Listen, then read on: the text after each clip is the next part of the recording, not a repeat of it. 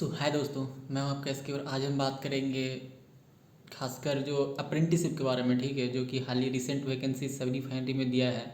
तो उसका जो प्रिपरेशन स्ट्रैटी है, खासकर chemical plant and technician apprentice for chemical and chemical plant में तो तीनों अपर स्ट्रीम आते हैं, graduation in physics, chemistry and math. ये तीनों लोग अप्लाई कर सकते हैं। ठीक है, वो फ्रेशर कैंडिडेट होनी चाहिए। और जो मतलब एक कैटेगरी होता है कि इतना तारीख से पहले एक सर्टेन डेट दिया हुआ है, आप एडवर्टाइजमेंट देख सकते हैं और उसमें उस डेट तक आपका रिजल्ट फाइनल हो जाता है तो आप अप्लाई कर सकते हैं। ठीक है, तो मेरे ख्याल से बहुत लोग अप्लाई नहीं करने की सोच रहे, वो करना चाहिए। अगर बाई चांस अगर लगता है, जो खासकर फ्रेशर है तो उन्हें अप्लाई करना चाहिए। तो देखिए, काफ़ी एक्सपीरियंस मिलता है यार। बहुत लोग हैं, they lot of student who is going apprenticeship and then working and in IOC okay and various organization. तो हम उसकी बात करेंगे ओके कि उसमें क्या क्या सब्जेक्ट पूछे जाते हैं, उनको क्या प्रिपरेशन करना चाहिए। देखिए, एग्ज़ाम बहुत पहले हुआ, उतना मैं भी ध्यान नहीं दिया तो उसका क्वेश्चन मैं नहीं बता सकता। लेकिन हाँ, मैंने 2-3 लड़के काफ़ी लोग से बात किया कि क्या पैटर्न क्या है। और ये मैं सारी रिफाइनरी की बात कर रहा हूँ। ठीक है, हो मतलब basically from the Mathura, from Haldia and Gujarat, Barauni.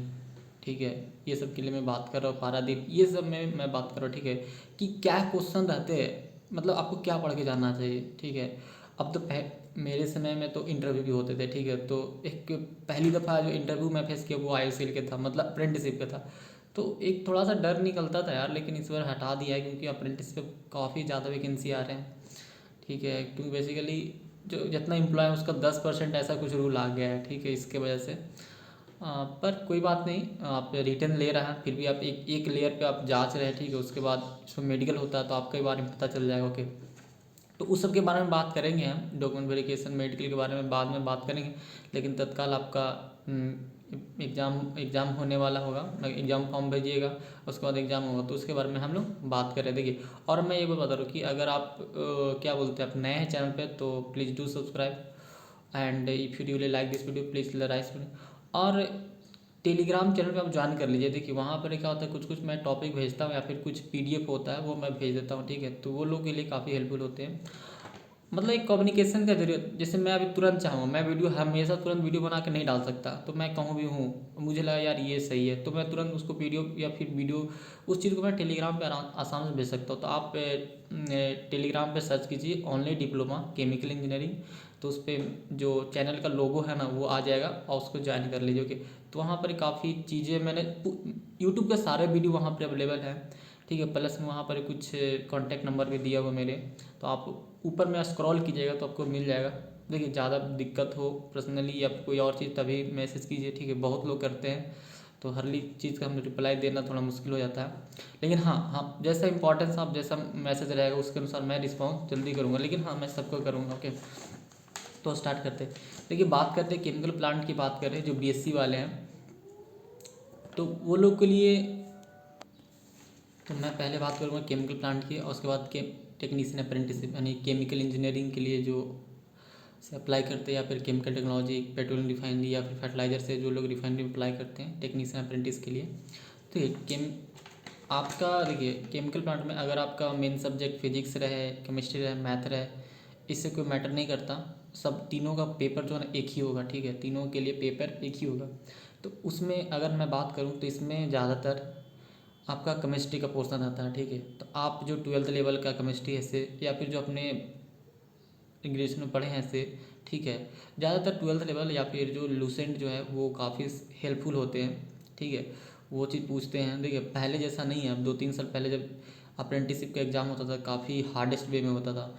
मुझे याद है कि जब मैं हल्दिया के दिया था, मतलब केमिकल इंजीनियरिंग से मेरा था, तो मैं जब दिया था उस समय तो हमें लगा नहीं था कि वो केमिकल इंजीनियरिंग से पूछे थे, क्योंकि उसमें जो जितना भी आपका क्या बोलते हैं, जो क्वेश्चन थे ना वो एक तरह BSc स्टूडेंट की तरह था। बहुत उसमें मतलब एक होता है ना फ्लूइड मैकेनिक्स, इस टांस इससे पूछना, ऐसा नहीं पूछा था। ठीक है, लेकिन मैं उसके बाद में बात करूँगा। तो केमिकल प्लांट में अगर बात करें तो ज़्यादातर आपका केमिस्ट्री पढ़ के जाइए, अच्छे से पढ़ के जाइए, लूसेंट भी जरूर पढ़ के जाइए। देखिए, लूसेंट जो है ना आपका एक GS ग्रुप में भी काम करता है, जनरल साइंस का भी काम करता है, प्लस में आपका केमिस्ट्री का भी काम करता है। तो केमिस्ट्री वाला पोर्शन, फिजिक्स वाला पोर्शन अच्छे से देख के जाइए। और अपना 12th वाला है वो भी देख जाए, और कुछ फिजिक्स का भी पार्ट देखिए क्या होता है नहीं होता है, जो आपको देखिए हार्ड नहीं यार, जो आपको इजी इजी लगता है ना वही सब चीज़ें वही सब पूछेंगे, ठीक है, ज़्यादा नहीं। और ज़्यादा अगर हार्ड पूछते तो सबके लिए होगा। फिर है मैथ के भी कुछ क्वेश्चन हो सकते हैं, जैसे कि मैथ की अगर मैं बात करूँ तो कुछ कुछ क्वेश्चन प्रोबेबिलिटी से रह सकते हैं, इस तरह से आते हैं। कुछ क्वेश्चन हो सके तो क्वाड्रेटिक, कुछ अलजेब्रा से, जैसे सीरीज एंड सीक्वेंस की मैं बात करूँ तो वो क्वेश्चन मैथ से आते हैं, तो वो आप देख के जाइए, ठीक है। क्वाड्रेटिक इक्वेशन है, थोड़ा बहुत एक नॉर्मल सी बात, जैसे डिफरेंशिएशन है, इंटीग्रेशन है, हमें ये सब देख के जाइए थोड़ा बहुत। एक ऐसा नहीं हो कि आपको डिफरेंशिएशन का जो फॉर्मूला होता है वो भूल गए हो, ऐसा नहीं होना चाहिए। आप ये चीज़ पता हो, देखिए डिफरेंशिएशन इंटीग्रेशन तो आपको पता है कैसे कर, लेकिन आप फॉर्मूला ही भूल जाइएगा तो दिक्कत है ना। तो ये सब चीज़ें करके जाइए। और जीके तो पढ़ना ही पड़ेगा भाई, ठीक है, जीके पढ़िए। फिर जनरल साइंस में बता रहा हूँ लूसेंट के लिए वो काफ़ी है, ठीक है। फिर थोड़ा बहुत मैथ भी पूछ सकता है, देखिए सब रिफाइनरी में तो मैथ हो सके ना, क्योंकि अभी मैं बात करूँ देखिए केमिकल प्लांट वाले को तो लोग मैथ पूछेंगे, ठीक, एप्टीट्यूड पूछेंगे, हो सके रीजनिंग पूछे, और करेंट अफेयर्स भी रह सकते हैं, ठीक है। देखिए अब टाइम चेंज होते रह रहा है यार, मतलब पहले जैसा अप्रेंटिसशिप को आईओसी भी उस तरह से क्वेश्चन को ट्रीट नहीं कर रहा है, ठीक है। कि पहले बहुत ही स्टैंडर्ड रूप में लेते थे, देखिए पहले आपका इंटरव्यू होते थे, इसका मतलब आईओसी काफ़ी सीरियस लेता था इस बात को, लेकिन अभी ऐसा नहीं कर रहे हैं। पर आपको इससे घबराने की बात नहीं है, आपको एक एक्सपीरियंस सर्टिफिकेट मिलते हैं। और प्लस में आप एक क्या होता है कि बहुत लोग से इंटरेक्ट होते हैं, ठीक है। बहुत लोग बीएससी करने के बाद जॉब कर रहे हैं यार, आप उधर जो फाइट करते इतना 3 साल 4 साल 5 साल से, इधर से मैं देखा 2 से 3 साल में, या फिर तुरंत अप्रेंटिसशिप किया उसके बाद एक्स अप्रेंटिस का वैकेंसी आता है वो हो जाते हैं, या फिर रेगुलर क्या आता है, आप लोगों का मैथ्स केमिस्ट्री सब अच्छा है तो आराम से हो जाता है। तो आप लोग कर सकते हैं, ठीक है। तो मैं यही बताऊँगा कि केमिस्ट्री देखिए, फिजिक्स देखिए, मैथ देखिए, जीके देखिए, जीएस देखिए, ये सब पार्ट आप देखिए पढ़िए, बहुत आसानी से हो सकते हैं। करेंट अफेयर्स देख लीजिए, ओके। फिर मैं बात करूँ टेक्नीशियन अप्रेंटिस की, तो देखिए आप लोग ओपी गुप्ता को पढ़ के जाइए, OP Gupta same to same पूछा जाएगा। हाँ मथुरा में हो सकेगी ओपी गुप्ता के अलावा आप मैक क्या बोलते हैं राम प्रसाद पढ़ के जाइए, ये ज़्यादा बेनिफिट हो सकते हैं, जैसा कि कुछ लोग मैं सुना। लेकिन इसका मतलब ये नहीं है कि आपके पास से उपयुक्ता है तो आपको राम प्रसाद खरीदने की ज़रूरत पड़ेगा, नहीं, आप उपयुक्ता पढ़ के जाइए, ठीक है। अगर आपको फिर भी मन है कि नहीं मैं राम प्रसाद पढ़ना चाहता हूँ तो पढ़िए, कोई दिक्कत नहीं है, ठीक है। पानीपत में भी राम प्रसाद भी काफ़ी क्वेश्चन पूछते हैं, तो ये सब चीज़ें हैं। तो उसमें भी आपको क्या क्या पढ़ना, देखिए आपको फ्लूइड मैकेनिक्स, अच्छा ये मत बोलिए कि 200 सर पढ़ेंगे, 300 तक पढ़ेंगे, 400, यार क्यों ऐसा करते हैं यार। आप प्रिपरेशन फुल कीजिए ना, जो जो देखिए क्वेश्चन जो छोटा छोटा होगा ना शॉर्ट शॉर्ट, और जो ज़्यादा कॉम्प्लेक्स नहीं होगा, जो नहीं होगा वही पूछेंगे, जो कॉम्प्लेक्स क्वेश्चन होगा वो नहीं पूछेंगे, इतना रखिए दिमाग में, ठीक है। हीट ट्रांसफ़र के पढ़िए अच्छे से, मास का पढ़िए, थर्मोडायनेमिक के पढ़िए, सीआरई के पढ़िए, स्टॉकोमेट्री का पढ़िए, केमिकल टेक्नोलॉजी के भी पढ़िए, ठीक है। आप क्वेश्चन देखिए इस बार के एग्जाम में केमिकल टेक्नोलॉजी भी पूछे हैं, इंस्ट्रूमेंटेशन से पढ़िए, इंस्ट्रूमेंटेशन का भी क्वेश्चन रहते हैं, ओके। इस बार परमानेंट वैकेंसी रेगुलर वैकेंसी में उसमें भी पूछे हैं, तो ये सब चीज़ें ध्यान दीजिए, ओके।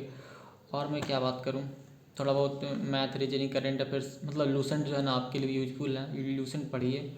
और थोड़ा बहुत करेंट अफेयर्स ये सब देख लीजिएगा। अब देखिए रिस्पेक्टिव अगर हम अब रिफाइनरी की बात करते हैं, देखिए हल्दिया में 2-3 साल से पैटर्न, मतलब 18 के बाद से, मैं 17 में दिया था, 17 के बाद से पैटर्न चेंज हुआ है, और उसके बाद से सब उपयुक्तता पूछने लगे। बरौनी में भी क्वेश्चन उपयुक्तता से हैं, ठीक है, लेकिन आप वहाँ पर ही थोड़ा अवेयर रहिए। देखिए केमिकल में वहाँ में स्टूडेंट कम आ रहते हैं यार, ठीक, काफ़ी कम है, वैकेंसी भी कम है वहाँ पर, तो कम ही रहेंगे, ये सब उपयुक्तता ही पूछे जाएंगे, ठीक है। और नहीं तो थोड़ा बहुत पढ़ लीजिए यार, क्या दिक्कत है। पानीपत में बात करो तो वहाँ भी आपका उपयुक्तता रहेगा, गुजरात में तो पूरा उपयुक्तता ही रहेगा, कम से कम मेरे ख्याल से 70+, 70-75+ भी हो सकते हैं उपयुक्तता हो, ठीक है, इस तरह से क्वेश्चन। और पारादीप की बात करें तो वहाँ भी ओपी गुप्ता, वो तो पहले से ओपी गुप्ता का ट्रेंड है वहाँ पर ही, ठीक है।